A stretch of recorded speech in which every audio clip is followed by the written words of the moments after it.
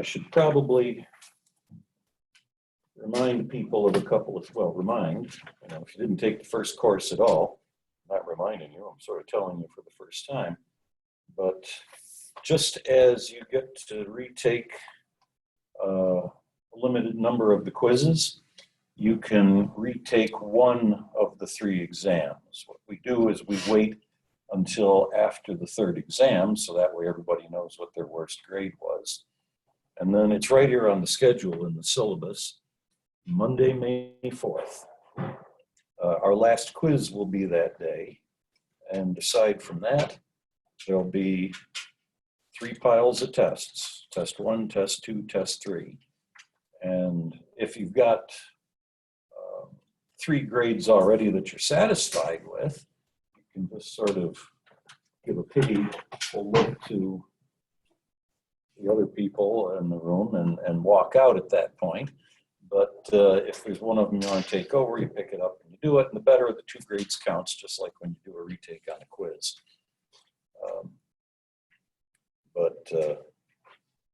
Well, that's kind of in the distant future. But if, several days ago I graded those, and I don't even remember what people got. But if you've got something you're not satisfied with, you might want to think about doing that. It's a good, from my point of view, it's my sneaky way of getting you to review precisely the part of the course you were weakest in a few days before the final exam. Aside from helping you out a little bit. So the plan for today is to go over the notes for section 6. I am considering, unless anybody says, no, please don't do that. Quiz number 7 right now on the schedule is for the Monday when you get back after spring break. We are far enough ahead of where I thought we might be that I'm considering doing quiz number 7, the last class before spring break, and that way you don't have a week and a half to completely forget everything that the quiz is on that way. So I'm thinking about that, and I'll tell you something for sure probably next time or something like that. And except if you have any feedback, let me know. So section 6 picks up where section 5 left off. Section 5 was the first section of the course that dealt with magnetism.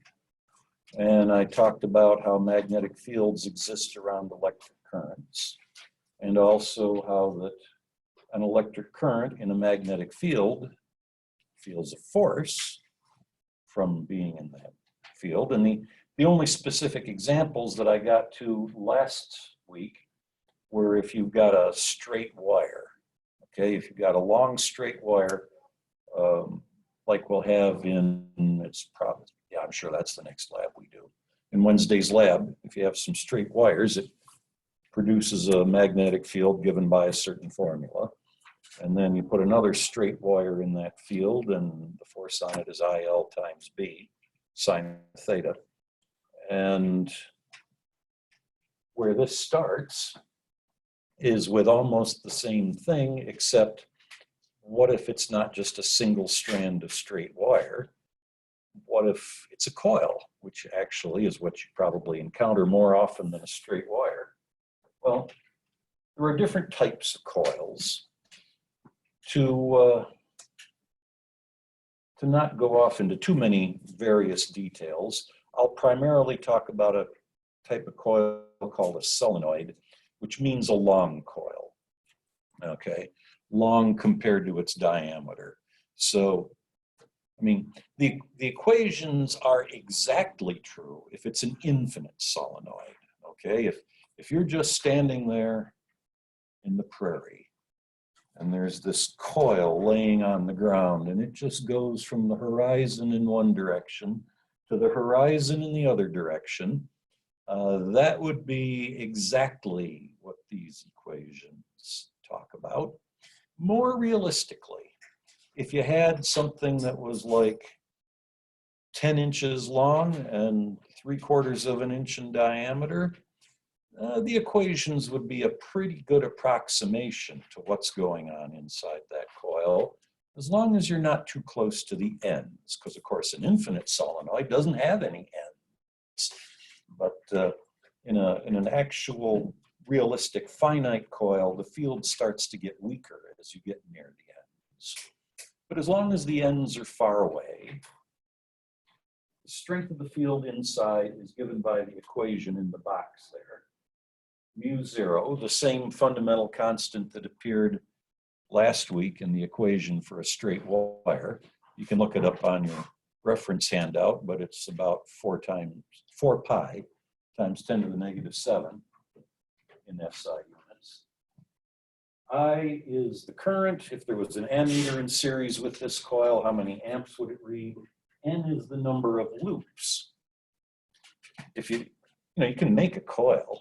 You just get an old paper towel roll or a metal bar or something like that, and you get a spool of wire, and you start winding it around like that. And how many times did you go around? N. L is the length, as it shows in the picture there. So maybe I should push this on this end of the table for a minute.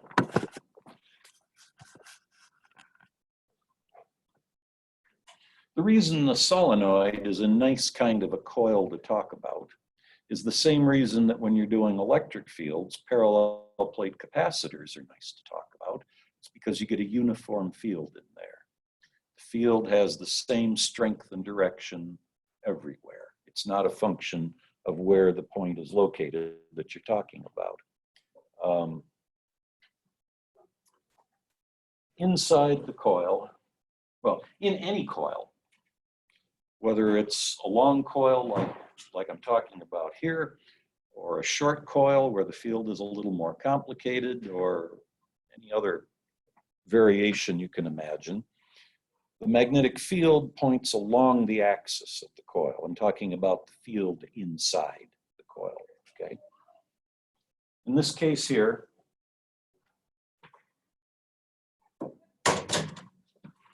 it's something to do with your right hand again. If you've looked at the formula sheet, you know I've made some little sketches of coils and right hands to try and remind you how this works. But you know what? Let me run in the back and get an actual coil.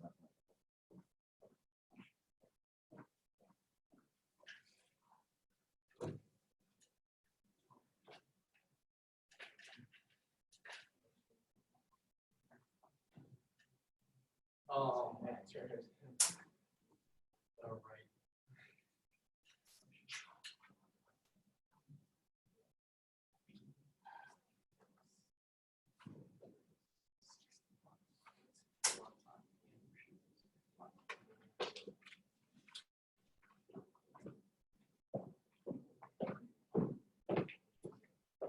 You'll be using these in one of the labs that's coming up fairly soon.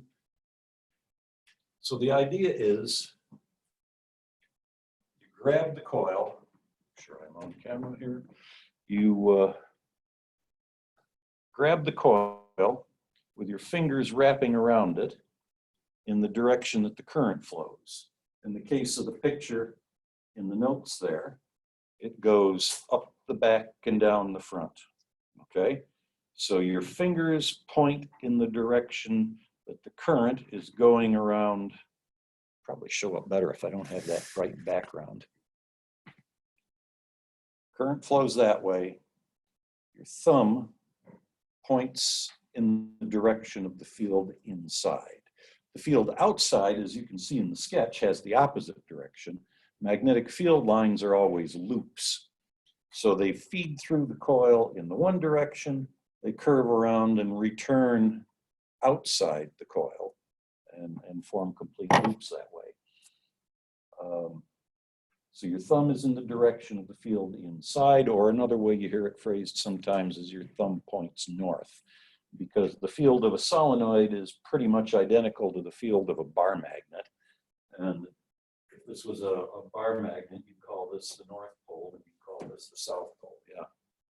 Wasn't the right hand hold the wire you put your thumb direction of the current, right? Yes. Okay. And just a review from last week, the field of a straight wire. Pretend the pencil is a wire. The current flows in that direction. Your thumb is the direction the current flows, and your fingers wrap around in the direction of the magnetic field lines that circle around that wire. So it's a little different right-hand rule for a little different situation. I mean, if you almost thought if you could wrap around the wire, it would be pointing. If you put your thumb where the current's going, your fingers would be pointing the way. Yes. It is going down the middle of the magnet. If the two things are not unrelated. If you think of, well,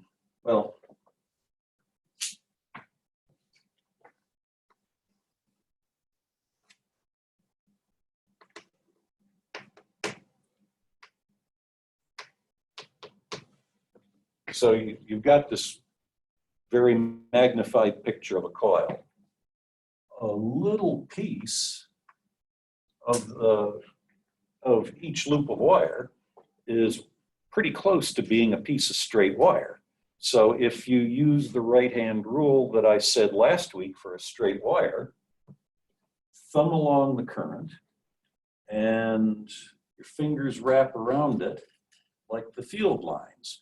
Well, that means they would point into the blackboard on that side and come out of the blackboard on this side. And so if you do what I just said here, you grab the coil with your fingers wrapping around in the direction the current flows, your thumb points in the direction of the field inside, which is the same thing you get by looking at it the other way.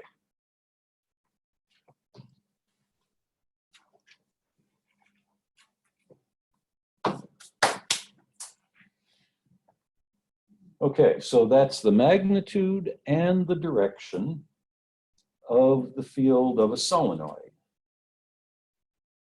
The formula is only for a long coil, a solenoid in particular, but for any coil, you have the same general sort of shape to the field where it feeds through the inside of the coil in one direction, given by this right-hand rule, and then returns around the outside. If you go to the opposite extreme, a coil that's quite short compared to its diameter, it's a completely different formula.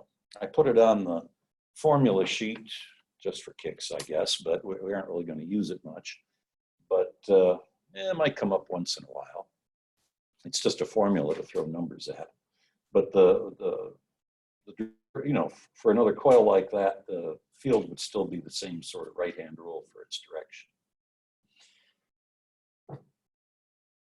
So, for example, number one, there's an electron.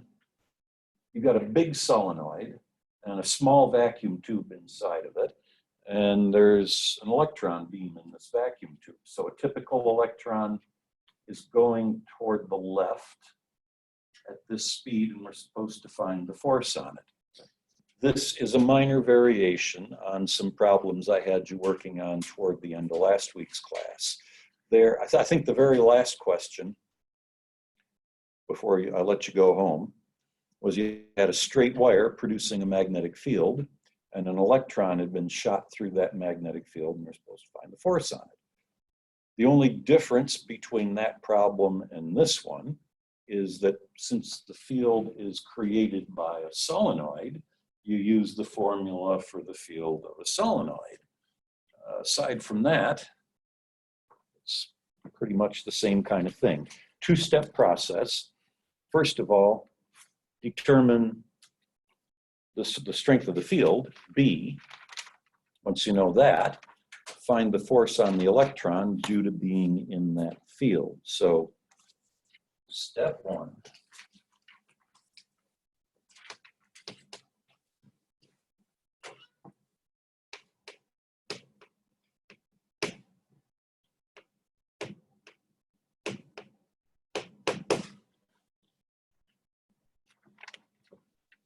Guess I need that up a little higher. Okay. Step one, what is the field the electron is in? Its magnitude, magnetic permeability, mu times I times N, or the length of the coil. 0 is 4 pi times 10 to the negative 7.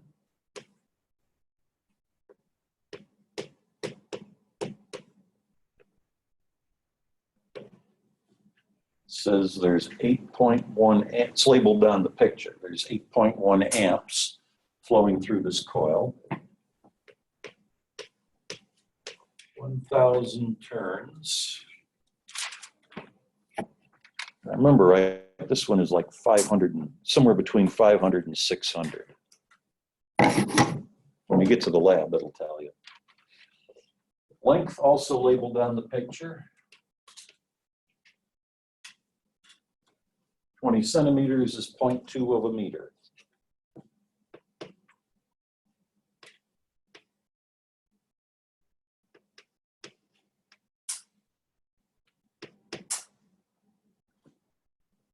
Stronger than the field we were getting from a single strand of wire because, well, it's not exactly how it works, but to kind of give you an idea, if one loop of wire gives you a field of a certain strength, the combined fields of 1,000 loops of wire would be something like 1,000 times as strong.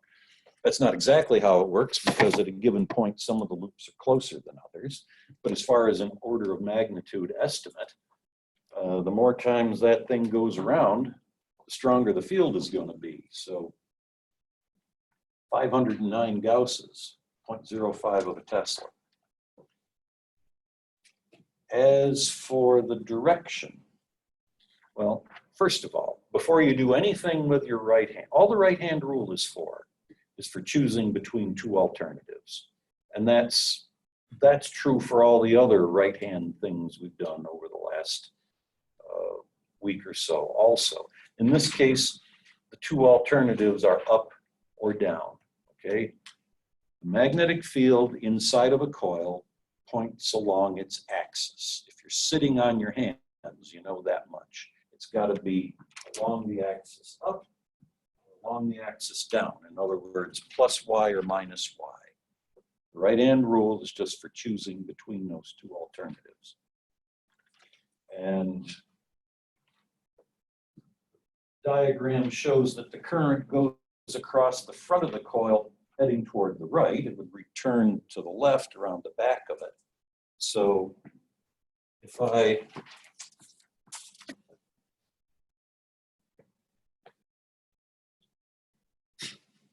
so my thumb shows. If the current is going that way, left to right, across the front of the picture, then it's up. The magnetic field in there points. So plus y.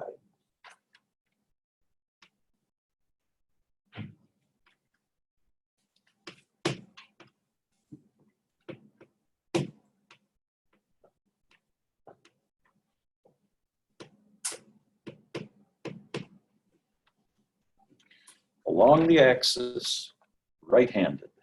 That would be the positive y direction. That's the field. Not the answer yet, but it's kind of halfway to the answer.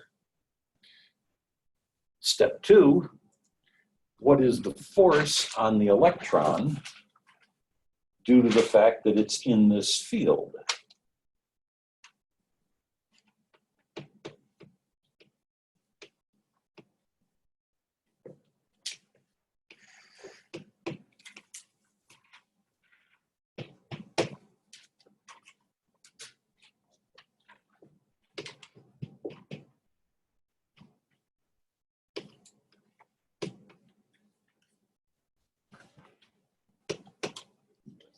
From section 5, the force on a charged particle moving through a magnetic field is QVB sine of theta.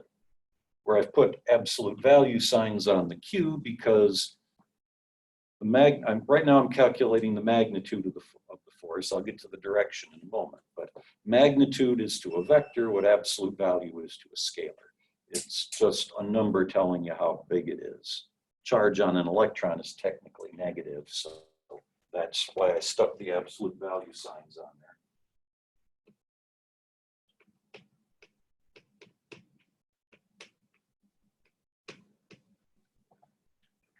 From the table in your reference handout, the charge of an electron is 1.6 times 10 to the negative 19. The speed given in the question, 2.3 times 10 to the 7 meters per second. B, the strength of the field,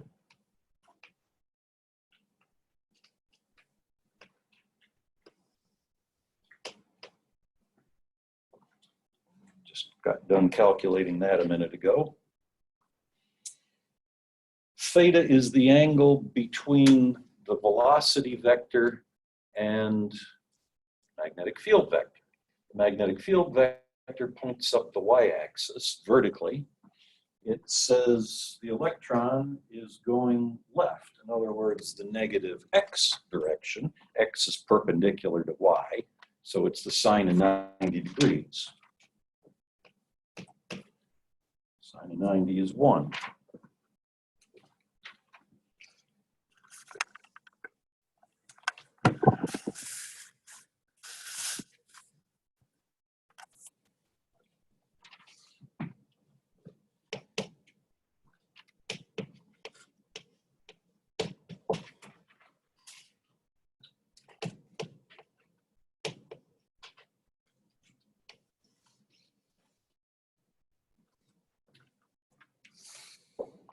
So as far as how big is the force, a little over 10 to the minus 13 of a Newton. As for the direction, find the force on it, including its direction. Well, it's not such a bad idea to draw a picture.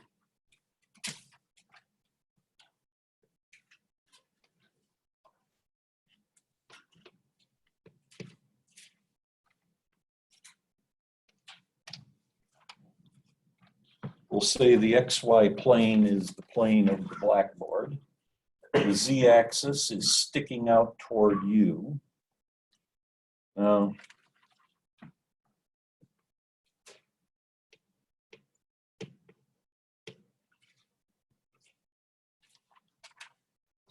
From back here, I figured out that the field points in the positive Y direction. It's given in the question that the direction the electron is moving is toward the left. So this is something from last week that carries on through to figure out the direction of the force.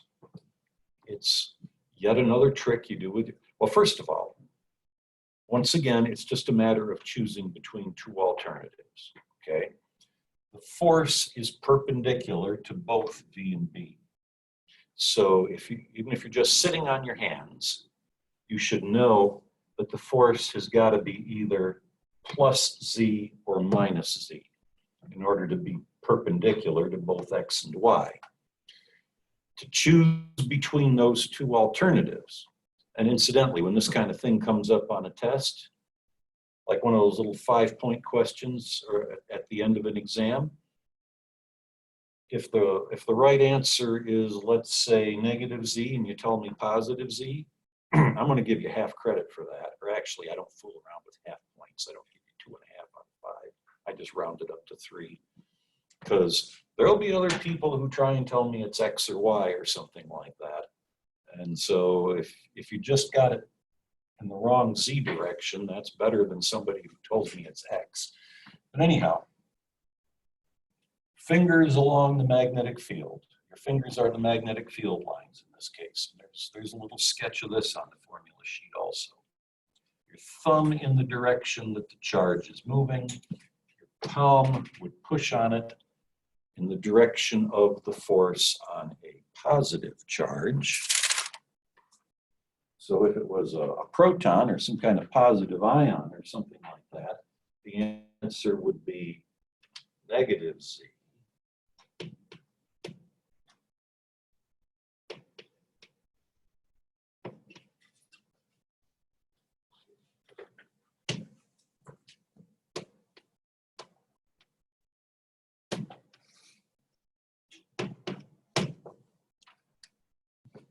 So your right palm pushes in the negative z direction, but electrons are negative, which reverses the direction of the force.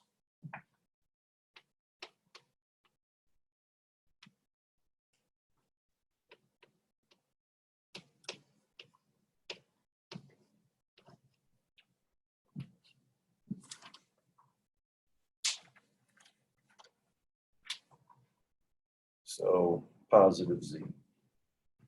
And having shown you that one, what of course happens next is you have to work on some similar kinds of things. The main thing I was worried about is figuring out the directions. As I said last week, coming up with something like this is just yet another example of throwing numbers at formulas. And you know, here's today's formula, throw numbers at it. It's not that different than throwing numbers at last week's formulas. But the right-hand rule, all of that stuff, I think takes a little more to get used to. So I didn't bother putting numbers with it. I'll give you a few minutes, and then I'll go over the first one or two parts, and then I'll give you some more time. The first question seems to have caused, a little closer to the microphone. The first question seems to have caused a little confusion in the past.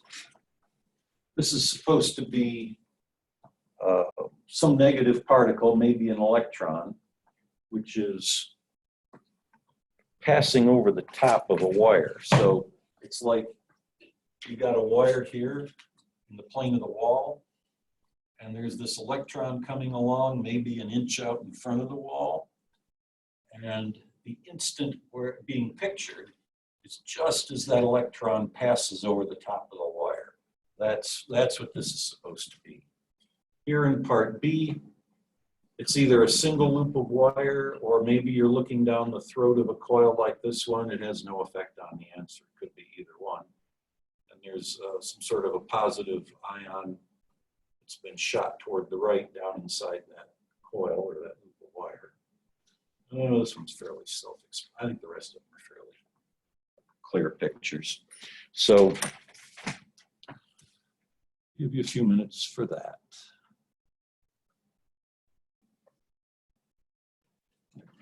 Okay, I'll go over the first couple and then give you a few more moments, even if you're all the way through to the end after you've seen me do the first couple, and maybe reconsider something. So, section 6, number 2, part A. The answer is that there is no force.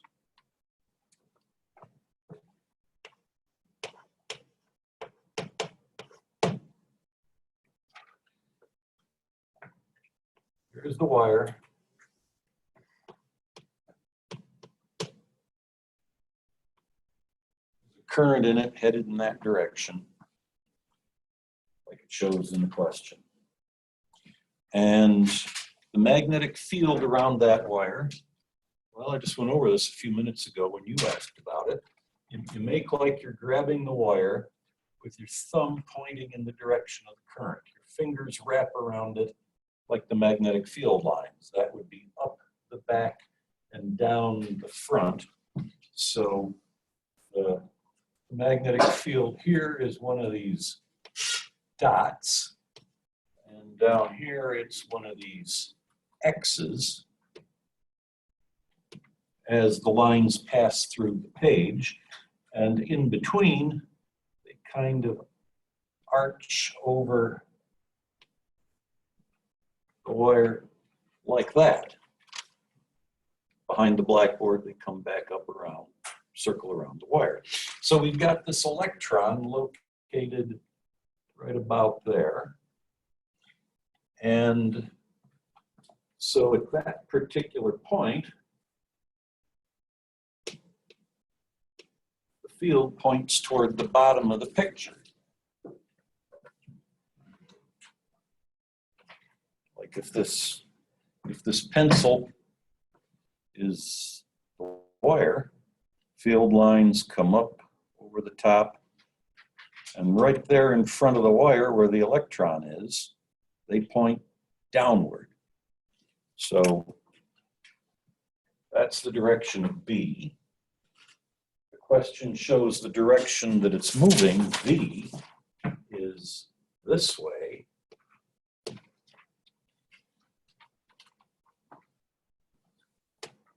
Force equals QVB sine of theta. Theta is the angle that these two vectors make when you stick them, when you stick the two arrows together. How many degrees is the angle they make? Well, they have exactly opposite directions. It's 180 degrees. Sine of 180 is 0. Magnetic forces are a maximum when the charge cuts across the field lines. When a charge is moving along the field lines, either parallel or anti-parallel, there is no force at all. And that's what's happening here. Part B. The answer to this one is negative y. For an explanation, well, it's like this other one that I went over earlier. It's a two-step process. First of all, you have to figure out the direction of the field. In other words, the direction that a compass would point. Then find the force, which would be perpendicular to that. So you're looking down into the top of a coil, or possibly just a single loop of wire. Answer would be the same either way.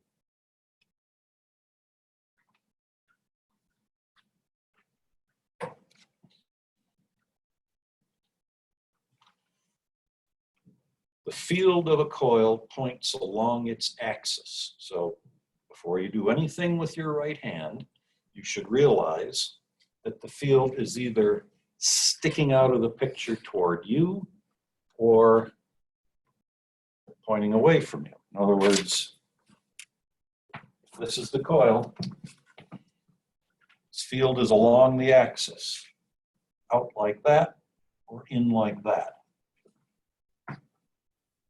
To choose between those, that's what the right-hand rule is for.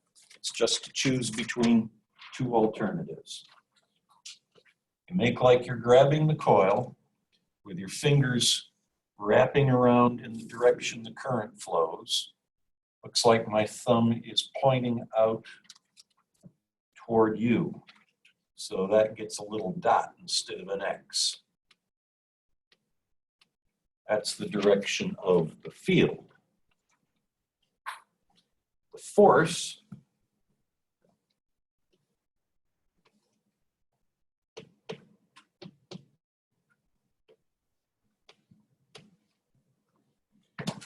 we'll call the blackboard the XY plane. The Z-axis sticks out toward you. It shows in the picture that this positive charge is moving in the X direction. And I just figured out that the field sticks out of the blackboard toward you. In other words, it's in the Z direction.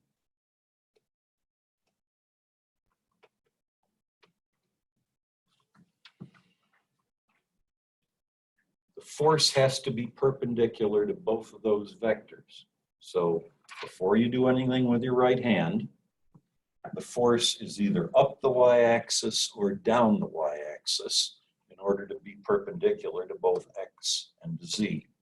To Choose between those two alternatives. Get your right hand. Your fingers are the field lines. Should have drawn this a little further down. You wouldn't have to do that, or I should stand on a stool, but field lines are sticking out of the board toward you. Your thumb is in the direction of the velocity. The palm pushes this charge downward, and that's where I get the minus y from.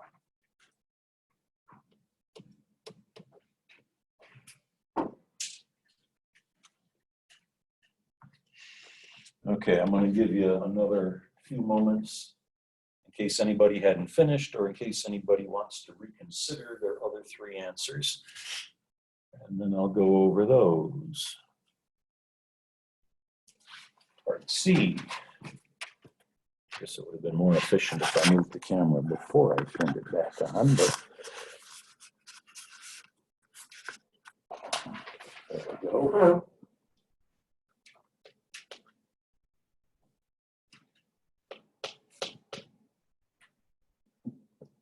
If you got plus X, you can feel kind of happy about that. So in this case, the magnetic field comes from that straight wire.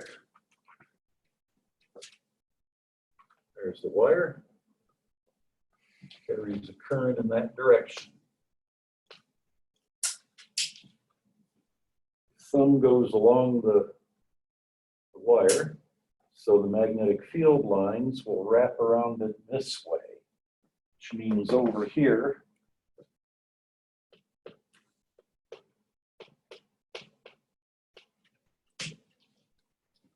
they're pointing through the page away from you. Over here, they're coming out, but I didn't bother to write that down because, frankly, we don't really care about that. The electron, or whatever kind of charged particle we have there, it's over here. That's where I care about the direction of the field. It's going to arch over the wire like that, out of the page here, across, and back into the page there. Then, the force on an electron from that field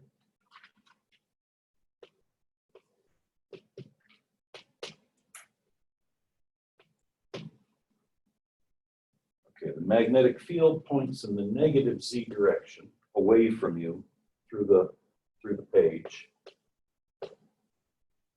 and it shows in the diagram that the direction the charge is moving is up the y-axis. So it's got to be perpendicular to both of those arrows I just drew, which means it's either plus X or minus X. Here's where you get out your right hand. I have to twist my arm around quite so much for this one. The fingers point through the blackboard in the direction of the magnetic field. The thumb is pointing up the y-axis. The palm would push the charge to the left. That would be the force on a positive charge.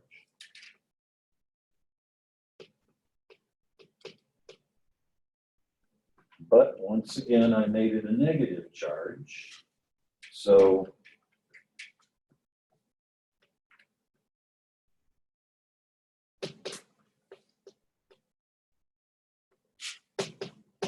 it's a negative particle. So instead of pointing to the left, it points to the right. D should have gotten minus X for the direction of the force on that one. Same sort of two-stage process. You start out with what is the direction of the field. Well, once again, you're looking down into a coil, or maybe just a single loop of wire. This time, the current is going around clockwise.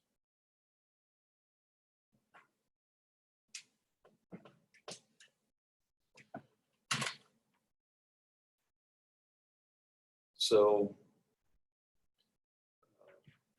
this may sound kind of familiar from when we were talking about torques last fall, actually. There is a connection, although maybe I don't need to get into it, but counterclockwise positive, clockwise negative. Use the right-hand rule here. You'll find that the field points along the axis of the loop away from you. And then, got another picture.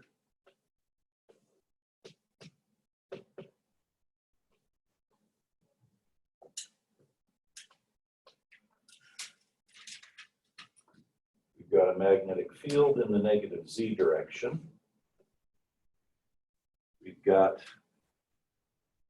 actually, this is almost the same picture. This really is pretty much the same picture from part C.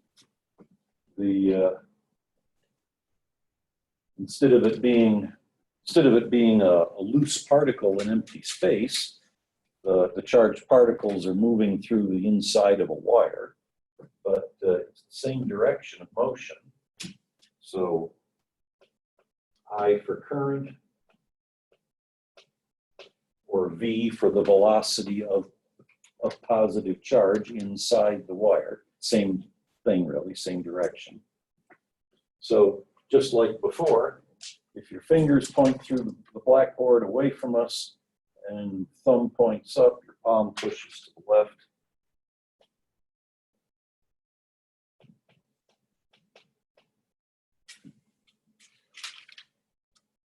And conventional current goes in the direction of positive charge flow. So which way your palm pushes is the actual direction of the force on the wire. And then the last one, bottom here.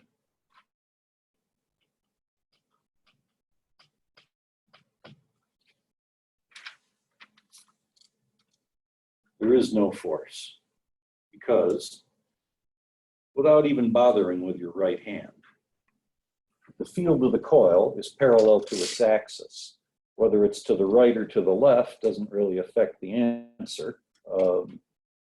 Happens it would be pointing to the right, but the important thing is just that it's along the axis. The wire is also along the axis of the coil. So the angle between the wire and the field lines is 0 degrees, and that goes back to the sine theta factor like you had back in part A. So both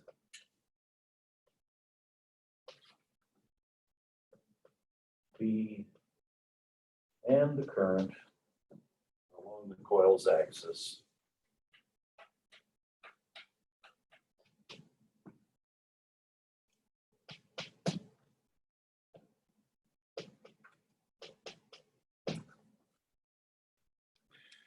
both B and the current are along the coil's axis, so therefore the sine of theta, sine is 0 degrees, is 0.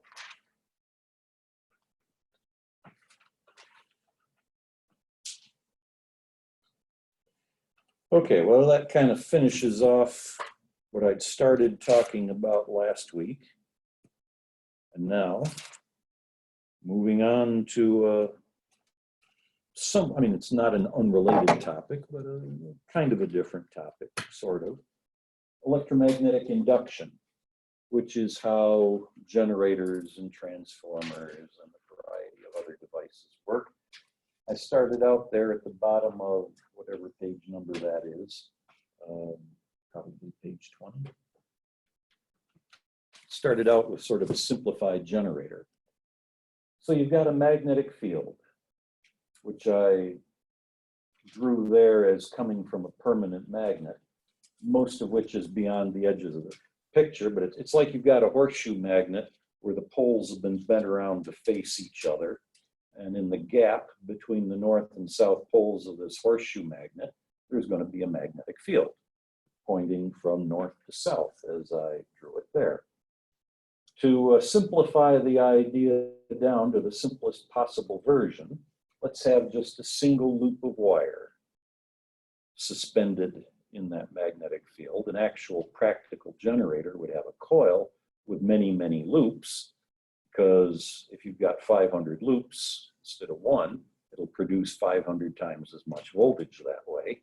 But let's for simplicity say there's just one loop of wire, and I've got it hung from a thread, and maybe you kind of spun it around a few times to kind of wind up that thread, and then you let go of it, and we're watching it spin around in front of us now. The wire is full of free charges. That's what makes metal a good conductor of electricity, because there's all those electrons in there that are free to move around. I've just gotten done saying at painfully great length that when a charged particle moves through a magnetic field, there's a force on it. So as the loop of wire spins around, all those electrons in there are moving through a magnetic field, and there'll be a force on them, which pushes on them and is going to make them flow around the loop, and therefore an electric current will flow around that loop. This is called an induced current because there is no visible EMF source. There isn't any battery or anything like that. It's just a loop of wire with no visible voltage source, and yet there is this induced voltage that pushes on the electrons and makes them flow around, and there's a current. So that's one way of explaining what's going on. I like to start out with that because it kind of builds on what I've already said, but it's not the way people usually look at the situation because it's not very convenient. Instead of talking about a force that's too small to measure on electrons that are too small to see, people would rather talk about things you can measure with a $20 voltmeter and a 75-cent ruler and stuff like that. So instead of talking about the force on those electrons, they like to talk about an induced voltage, which is described by Faraday's law of induction, which is on the top of the next page.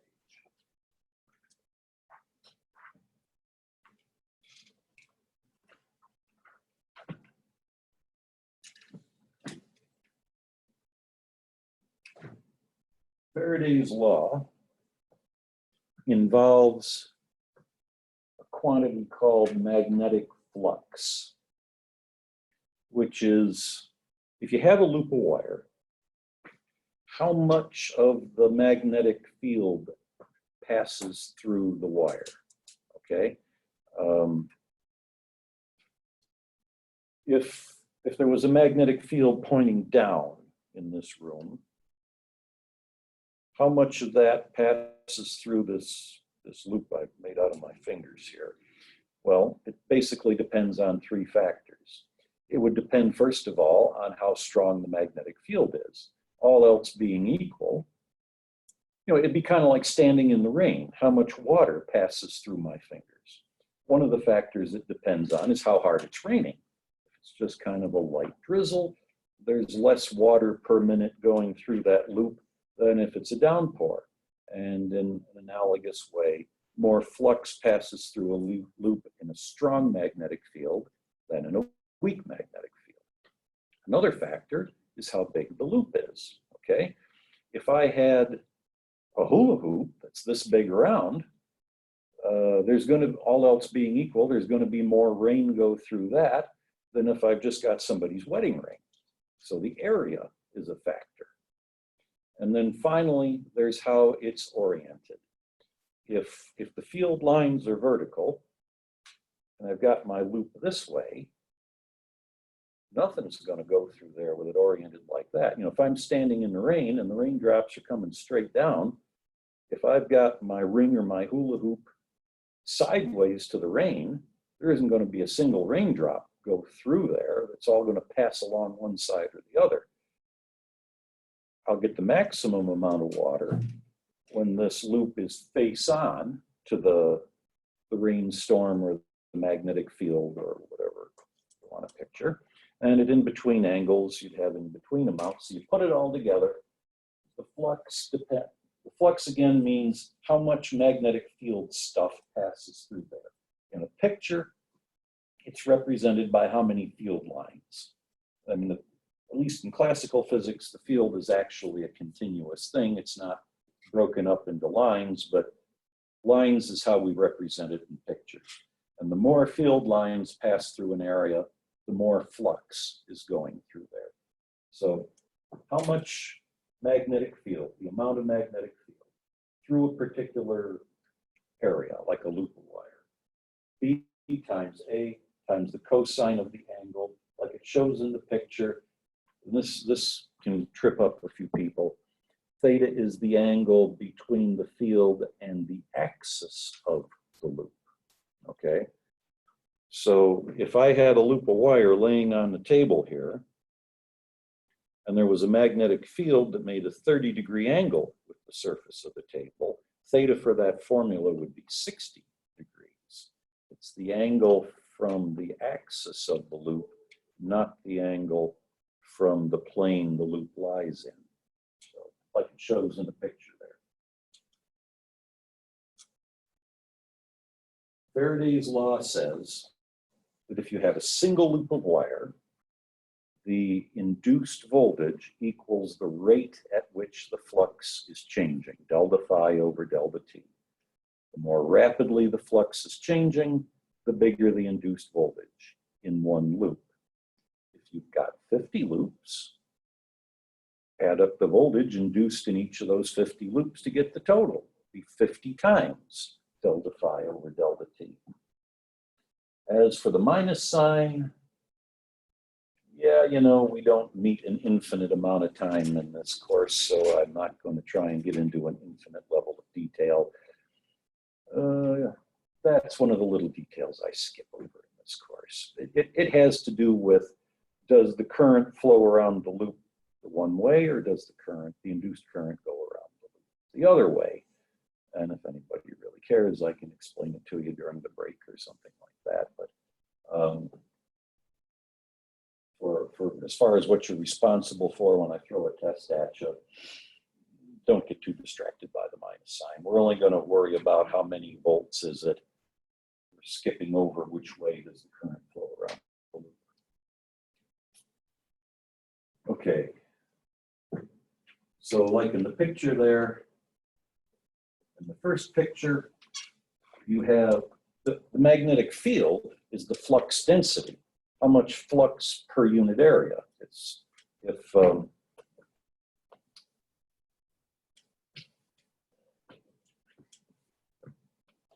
flux is B times A, assuming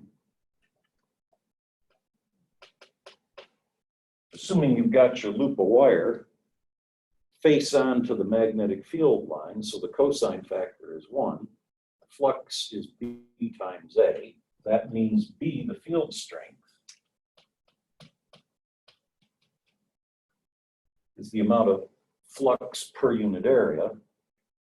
So therefore, some people refer to B as the flux density, how much flux per unit area. As I said earlier, back even when I was talking about electric fields, where the field lines are close together, the field is stronger. The field lines are farther apart, the field is weaker. So in the first picture, if you compare here to here, the field is stronger on the left, where it's closer to the magnet, weaker on the right. The field lines are farther apart, field is weaker on the right. Both loops have 3 field lines going through them, so equal amounts of flux, different values for B. In the other picture, we have a uniform field. Same strength everywhere because the field lines are the same distance apart everywhere.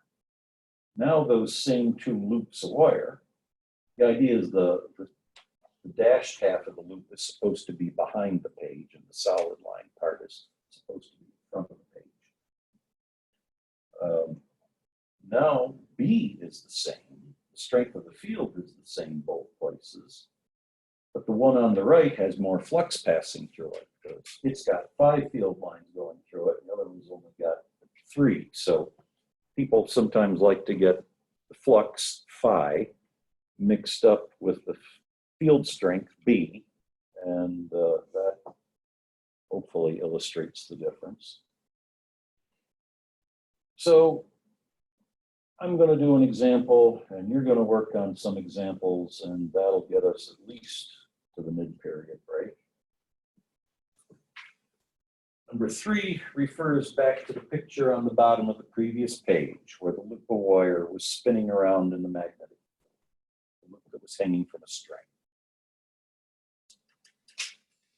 In some small fraction of a second, 0.00046, the thing turns 10 degrees from 40 degrees to 50 degrees. And it gives a bunch of other numbers. And the question is to find the induced voltage, or the average induced voltage. It would actually change slightly as it turns this 10 degrees. So this is basically a little exercise in sticking numbers into Faraday's law.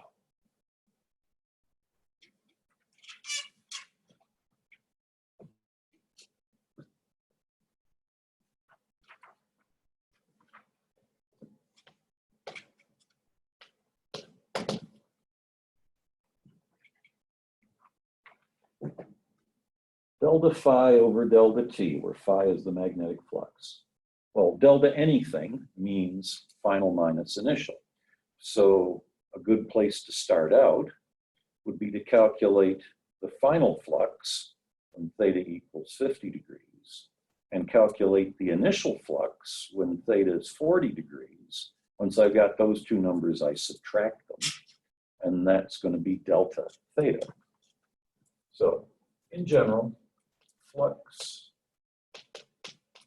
capital phi, Greek letter phi, BA cosine of theta.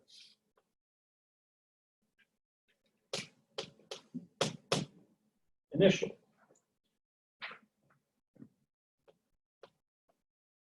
Phi I. Magnetic field is 0.15 of a Tesla.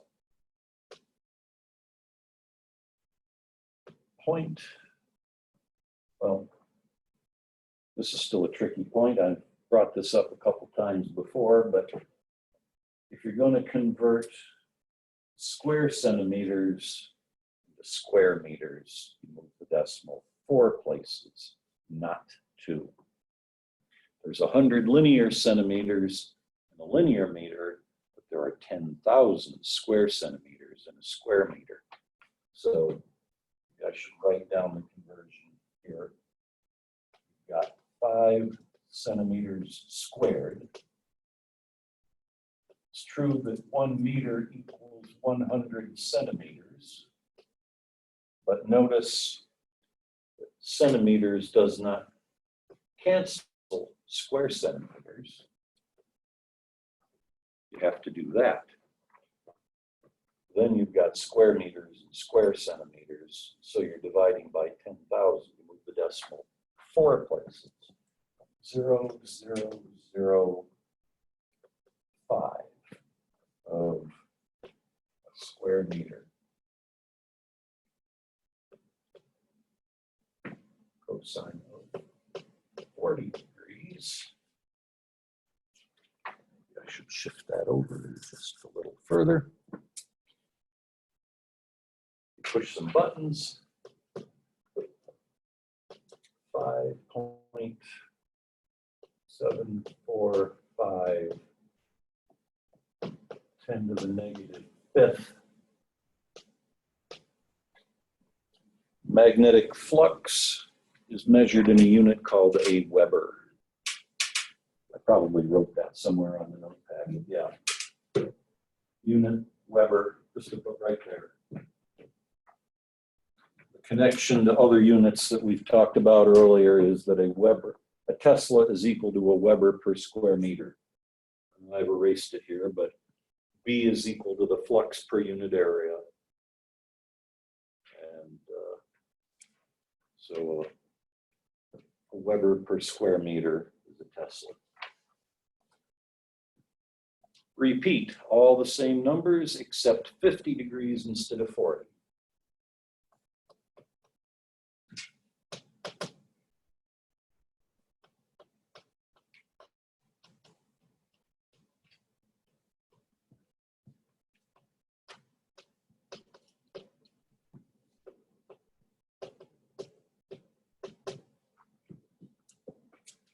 Oh, it didn't take up as much space when I did it this time.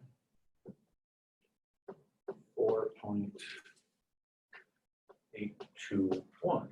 Let's think of a negative fifth. Webers. A change in the flux. See, as the loop of wire rotates in a magnetic field, first the field lines are hitting it face on. A little while later, it's edge on to the field lines, and then it's face on again. And so how many field lines pass through that loop keeps decreasing, then increasing, then decreasing, then in. It's not, and when we get to the lab, is it this lab or the next one? Anyhow, a point that I try to illustrate in an exercise we do in one of the labs at one point is it's not the presence of a magnetic field that induces a voltage.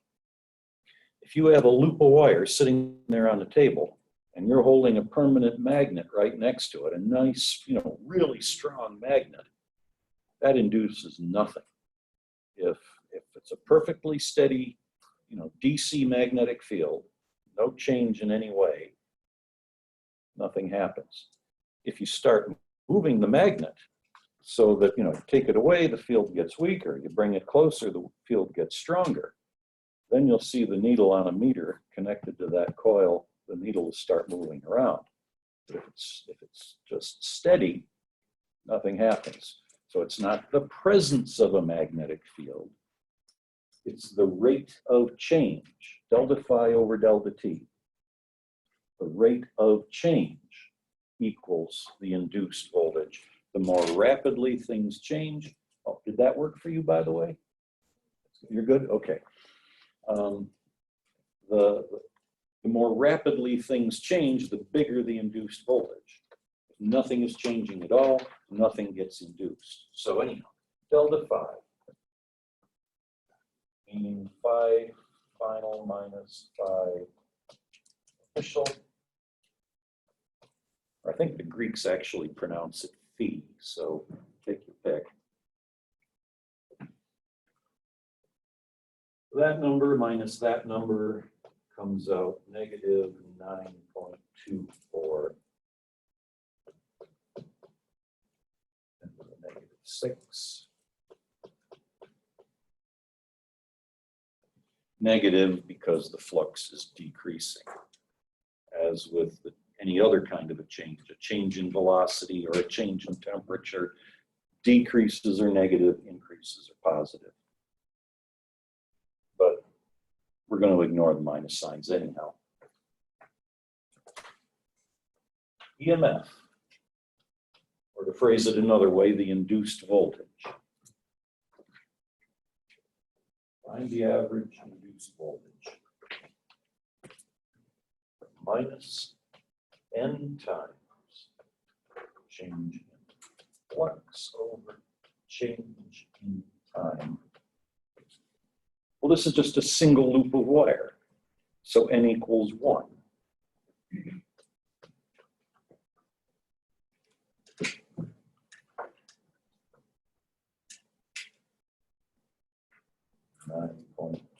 .246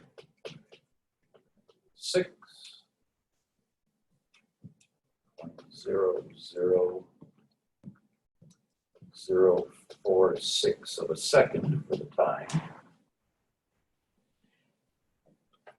Single loop of wire, and not a very big one at that, 5 square centimeters. If you want to talk about the generators in an electric power plant, well, first of all, the coils do not have little bitty loops in them that only have, they're big coils. And it's not one loop of wire, it goes around many, many times. So N would be many, many times bigger, and you get several thousand volts being induced by these things instead of the pathetic 0.0201 volt, which is the answer to this question here. So your job now is to do something similar in number 4. This time, instead of the angle changing, like it does in the one that I just ran through, the angle stays the same. The permanent magnet there is producing a field that's more or less parallel to the axis of the coil. So the cosine factor is just going to be equal to 1. But as the magnet gets closer and closer, the field at the location of that loop gets stronger and stronger. So it's B that's changing in this one rather than theta. Once you figured out how many volts, number 5 is just sort of a follow-up. It's a pretty straightforward thing. You just take the voltage from the previous question and you throw it into Ohm's law, and that'll tell you how many amps are going around in the thing.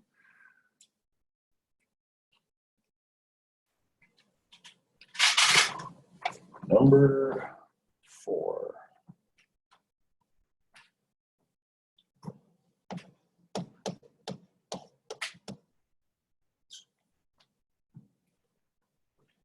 Faraday's law. EMF equals minus N, where N is the number of loops in your coil, times the rate the flux is changing. Rate the flux is changing is delta phi over delta T. N equals 1, because just like in the previous question, it's a single loop.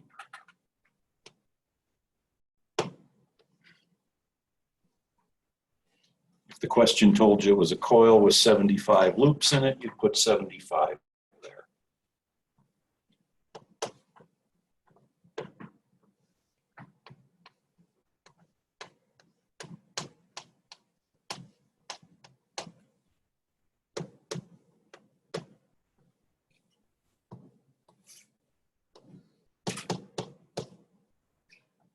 Flux is BA cosine of theta.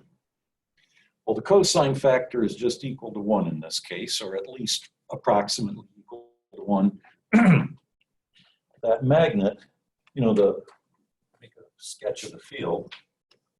If that's the north end of the magnet, magnetic field lines come out of it kind of like that. And, they do loop around and come back to the south end eventually, but in the area where that loop is located, they're fairly close to horizontal. And so the axis of the coil is also horizontal, or axis of the loop. And so the angle between horizontal and horizontal is 0 degrees. Cosine of 0 is 1. Delta means final minus initial. But the magnet starts out very, very far away. So B initial is 0. Says B increases steadily from 0 to 2 over 2 seconds. So it starts out at 0, that wipes that part of it out. Question gives us delta T. The question gives us B final. A is the area enclosed within the loop. It's a circular loop, as they often are.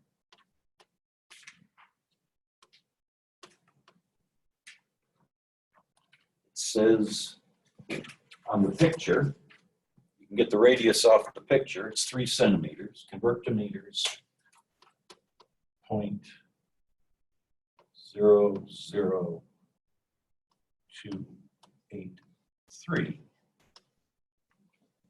It's the area in square meters. is the area enclosed within that thing. So putting it all together,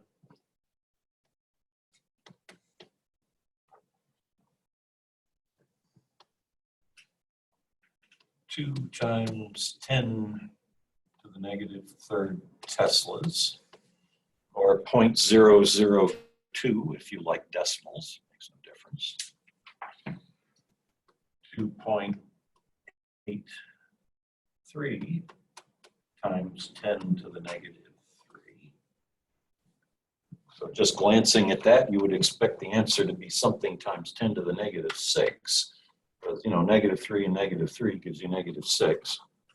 It's always a good idea to try and estimate the answers, because sometimes you push the wrong buttons. And if you've just punched up that 2 plus 2 is 17, it's a good idea to look at that and say, I'm going to try that again and make sure I get the same answer. So anyhow, you would expect this to be something in the neighborhood of 10 to the negative 6 because of that. 2 seconds for the time. And what you get is 2.83 times 10 to the negative 6 volts.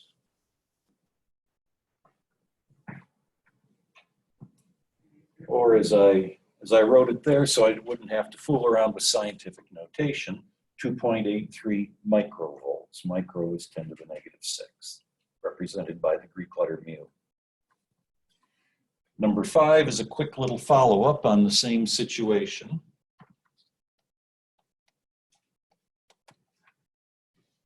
Ohm's law.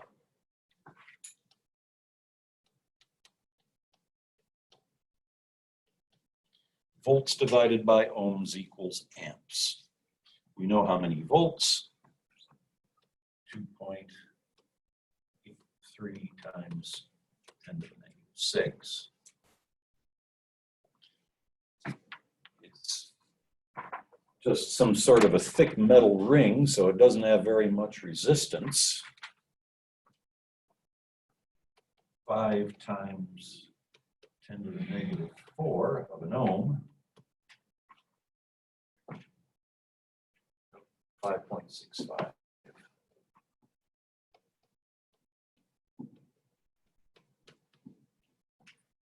Negative third of an amp. Again, if you want to avoid scientific notation, 5.65 milliamps. Milli is 10 to the negative. Okay. 10 minutes, and then I guess that'll be quarter after we start up again. Question. Why isn't the answer to the question 6-4 negative? Because you have that negative out in front of. Oh, yeah, I probably should have, because all I cared about was how many volts it was. I didn't Okay, want. so you don't care if it's negative. Yeah, I should have probably commented on that as That makes I. sense. Yeah, that you should have asked that. That's a good point.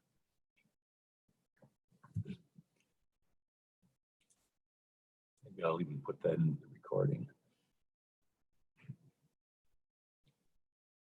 The question came up as to what happened to the minus sign. The answer is that all I cared about was how many volts there were. I wasn't going to get into whether the current goes around the one way or the other.